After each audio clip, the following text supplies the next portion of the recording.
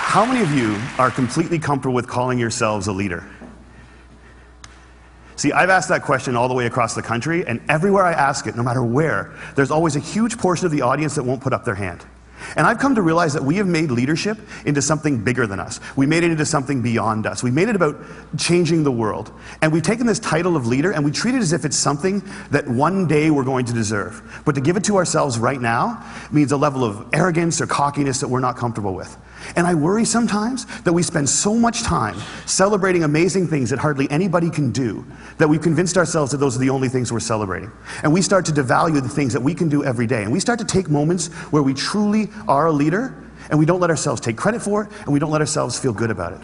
And I've been lucky enough over the last 10 years to work with some amazing people who have helped me redefine leadership in a way that I think has made me happier. And with my short time today, I just want to share with you the one story that is probably most responsible for that redefinition.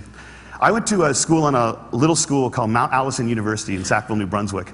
And on my last day there, a girl came up to me and she said, "I remember the first time that I met you." And then she told me a story that happened 4 years earlier. She said, "On my day before I started university, I was in the hotel room with my mom and my dad, and I was so scared and so convinced that I couldn't do this, that I wasn't ready for university, that I just burst into tears. And my mom and my dad were amazing. They were like, 'Look, we know you're scared, but let's just go tomorrow. Let's go to the first day, and if at any point you feel as if you can't do this, that's fine. Just tell us, we will take you home. We love you no matter what.'" And she said, so I went the next day and I was standing in line getting ready for registration, and I looked around and I just knew I couldn't do it. I knew I wasn't ready. I knew I had to quit. And she says, I made that decision, and as soon as I made it, there was this incredible feeling of peace that came over me. And I turned to my mom and my dad to tell them that we needed to go home. And just at that moment, you came out of the Student Union building wearing the stupidest hat I have ever seen in my life. It was awesome. And you had a big sign promoting Shinorama, which is Students Fighting Cystic Fibrosis, a charity I've worked with for years. And you had a bucket full of lollipops. And you were walking along and you were handing the lollipops out to people in line and talking about Shinorama. And all of a sudden, you got to me and you just stopped and you stared.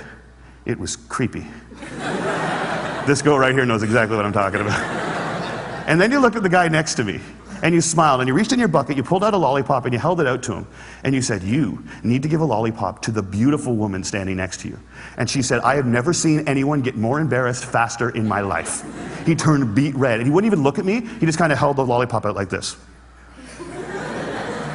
And I felt so bad for this dude that I took the lollipop. And as soon as I did, you got this incredibly severe look on your face and you looked at my mom and my dad and you said, look at that, look at that. First day away from home, and already she's taking candy from a stranger.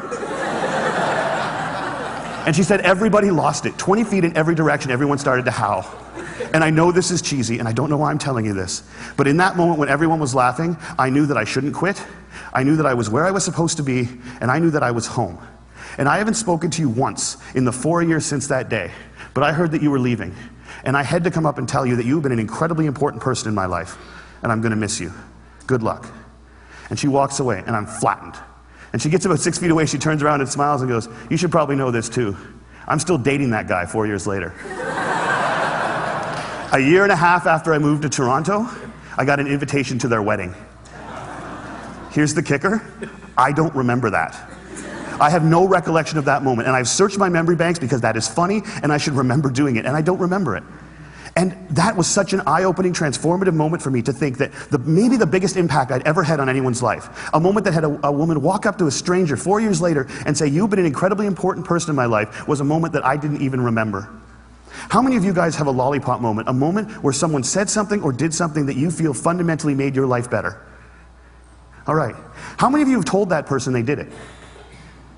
See, why not? We celebrate birthdays where all you have to do is not die for 365 days. And yet we let people who have made our lives better walk around without knowing it. And every single one of you has been the catalyst for a lollipop moment. You have made someone's life better by something that you said or that you did. And if you think you haven't, think about all the hands that didn't go back up when I asked that question. You're just one of the people who hasn't been told. But it is so scary to think of ourselves as that powerful. It can be frightening to think that we can matter that much to other people. Because as long as we make leadership something bigger than us, as long as we keep leadership something beyond us, as long as we make it about changing the world, we give ourselves an excuse not to expect it every day from ourselves and from each other. Marianne Williamson said, "Our greatest fear is not that we are inadequate. Our greatest fear is that we are powerful beyond measure. It is our light and not our darkness that frightens us." And my call to action today is that we need to get over that. We need to get over our fear of how extraordinarily powerful we can be in each other's lives. We need to get over it so we can move beyond it. And our little brothers and our little sisters, and one day our kids, or our kids right now, can watch us start to value the impact we can have on each other's lives more than money and power and titles and influence. We need to redefine leadership as being about lollipop moments. How many of them we create, how many of them we acknowledge, how many of them we pay forward, and how many of them we say thank you for. Because we've made leadership about changing the world, and there is no world. There's only 6 billion understandings of it. And if you change one person's understanding of it, one person's understanding of what they're capable of, one person's understanding of how much people care about them, one person's understanding of how powerful an agent for change they can be in this world, you've changed the whole thing.